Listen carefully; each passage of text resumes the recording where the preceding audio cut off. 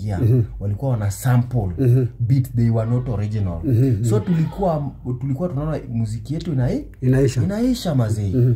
Mpaka Tanzania ikatupita. So ikakuja generation nyingine.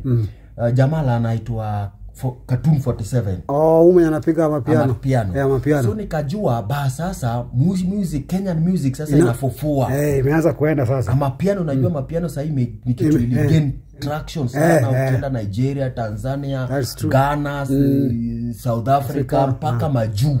So nikaona Cartoon 47 ameingia. Na nilikuwa napenda ngoma zake sana. Cartoon 47. Kidogo jamaa amegeuka TikToker. Sasa hii jamaa sijui ni TikToker ama sijui anataka kuongelelea kila kitu. Akiona kitu ina trend anaongelelea.